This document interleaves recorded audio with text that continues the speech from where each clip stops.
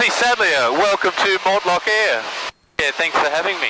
We used to say, for anyone that's seen the MCG race car series, we would say welcome to the MCG race car, where we're interviewing some of the key staff of MCG, but today we've decided to take the race car to 6,500 feet. So it's a pleasure to have you here with me today. Now, for anyone who hasn't come across you before, you actually started the business in 2011. Why did you do that? And secondly, do you regret it? No, I'm thankful every day. It's been a hell of a journey, and I think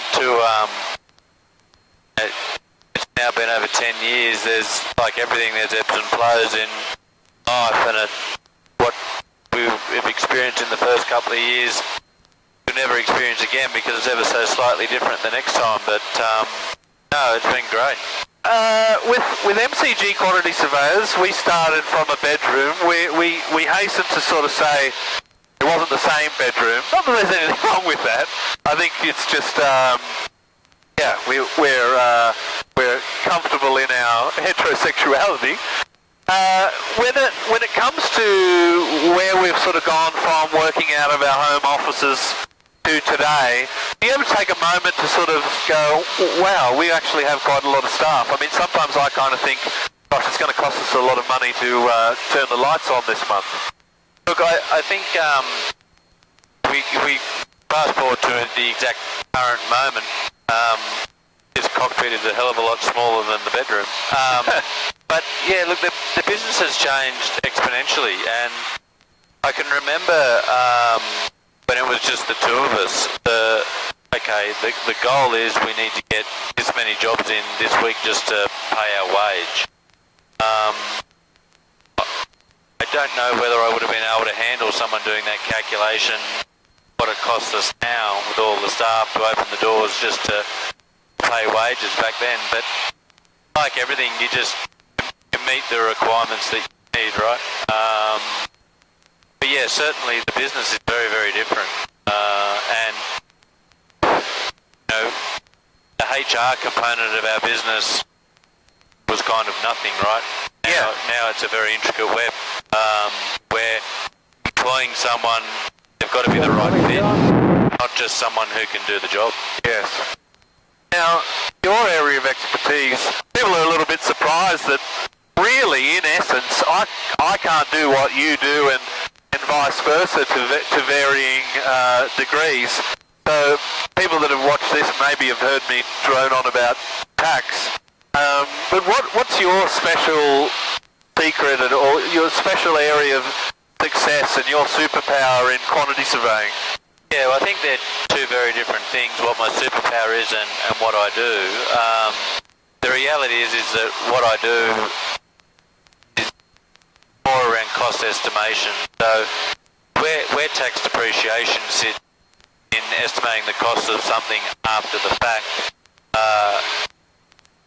the other side of the business, which is cost estimation, is more pre-construction stuff. So really estimating what something is going to cost before it even exists and trying to ascertain what's going to be the best price given the market or the pressures around that. Sometimes it's not even about what something should cost, it's what someone's going to be charging you. So may very well be that you can lay a brick for $2, but the current scenario, if builders have got a heap of work on, it's not a matter of what it should cost, it's what it's going to cost. Yeah. And that can change from location, from year to year, from month to month. So certainly can be very fluid. But yeah, the cost estimation side of the business can be quite diverse, from someone looking at maybe building something and looking to understand the feasibility of what potentially something might cost to be able to make a decision on whether they want to go down a certain road or not, or do a reno or a development, through to actually trying to value engineer something because what's on plan is costing more than their budget. Yeah. Yeah, it's funny that what it costs is often, well, how much does the builder or the tradesman actually want to do the job? Yeah. So you've got to be careful sometimes, as they might kind of think, look, I really don't want to do this, but I'll throw this at it, and if it sticks, I'll be happy with it. Yeah, that's right. So I think the superpower, as the second part of that question, is that, like anything, more experience, more diverse your experience, and the more varied your experience, the more rounded you are in anything. So I think my superpower is that I can talk builder talk because I've been on construction sites and built before. And that's where I sort of cut my teeth. Marty Helicopter 296 about to come airborne out of the southern hangars for a departure to the southeast on climb to 3000 traffic, Marty.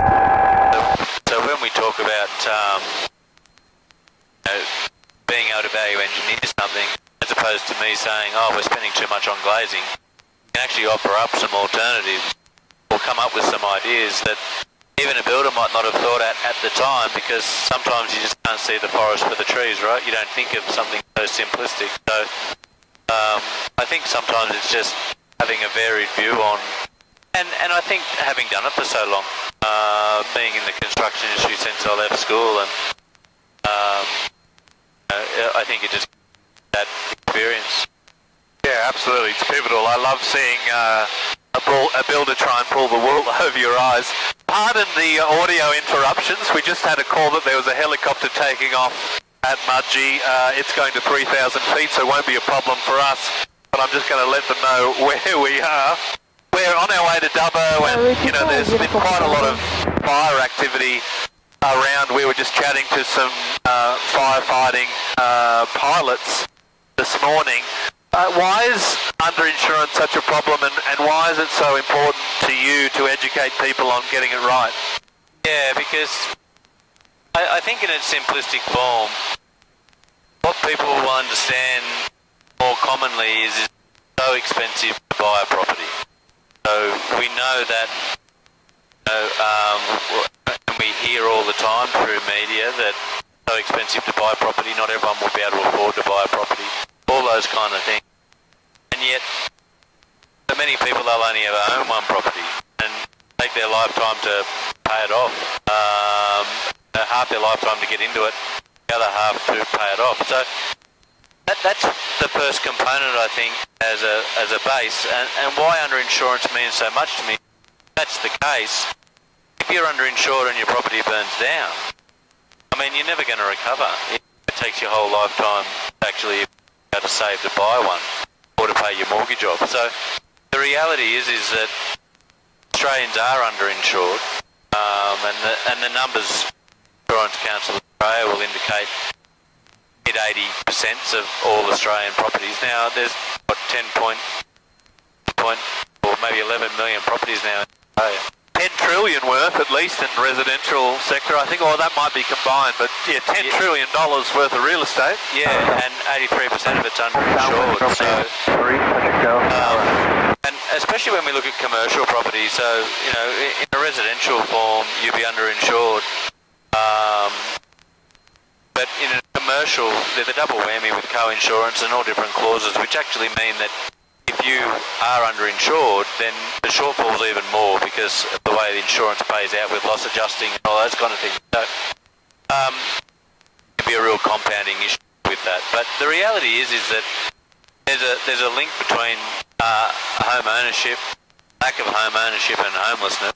Certainly, underinsurance forms part of that. That you can't afford to get back into your own property. You may not be able to afford to rent or get into somewhere. So, certainly, being able to have a secure roof over your head is very important to me, and that's where I think the passion comes from, that everyone deserves to have a warm bed at night and a comfortable bed at night. So if you're underinsured and you're putting that, in my opinion, at a great risk.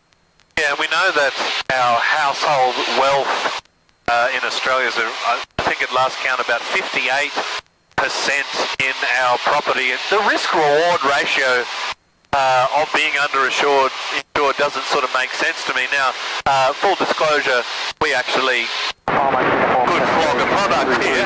We do sell reports that help people to understand how much their property should be insured for, but the reality is we do it much more in the commercial space than we do the residential space, the appetite to pay what would essentially be around about $600 plus GST is not there when we're talking median house prices in most capital cities, over 600,000-700,000, and in a number of them either over $1 million or nudging up to $1 million.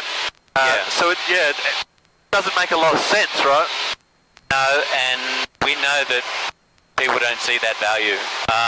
But I think that, like most people, they feel underwhelmed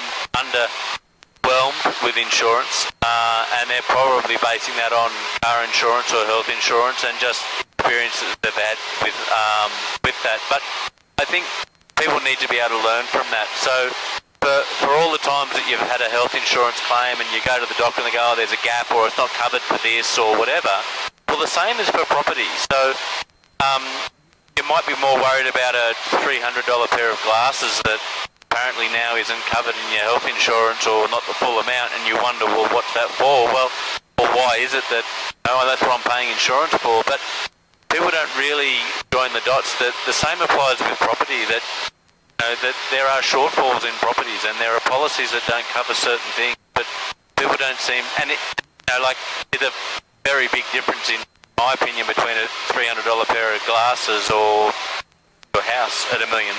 So people just don't see the value in understanding that, and conversely probably don't give it the right weight that they should either. There's a lot of naivety that goes towards house insurance and contents insurance and all those kind of things, and yes, I know we battle with the she'll be right mate attitudes of Aussies, and it won't happen to me, and look, they're probably right. Like, the amount of properties that are lost would not be the same as the amount of classes you buy every year, right? But the reality is the exposure is so much more. The risk is it's a minuscule chance, but it does happen to people. But the risk is so big, such a big risk. So yeah, it's a massive risk, and it's not a quick fix. That even if you were, if you were underinsured, you're not back in your property next week anyway, right? Yeah. Now, this is your first trip with me as pilot, so I got my full pilot's license on New Year's Eve, 2023, and we picked a rather windy day, and as you probably could see, we've just come out into the sunshine. There's some foreboding clouds, but I think we're tracking all right. How's the experience been so far? Yeah, it's been great. It's been good to get up. I love sort of, as a country boy, getting back out here and different view of it. It's fairly dry actually, or drier than I had thought. But yeah, it's great fun. Aviation doesn't interest me personally as being a pilot or what have you, but this has been a lot of fun. I'm sure the officers going through all the different insurances and making sure they've got it all ticked off. They did say 2 directors of MCG cannot be on a light aircraft at once.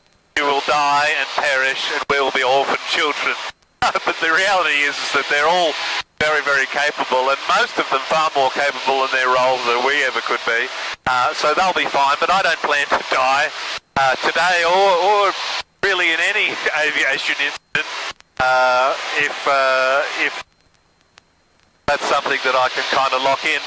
For anyone playing at home, we're about 15-20 miles to the west-southwest of the Wellington, probably see out ahead, the wind farm is just over here. Not really great for you guys to see, although we've got 2 cameras, so maybe you can see it up ahead. And we'll be in Dubbo in around about, we're estimating in 5-7, so what are we, 2-7, 3-4, so about 30 minutes. So we'll say goodbye for now, but thanks for joining me in the MCG aeroplane. Yeah, please fly with Mortlock Air. Yeah, we appreciate that you do have other choices of carrier, and we hope that you enjoy the flight with MCG today. Cheers.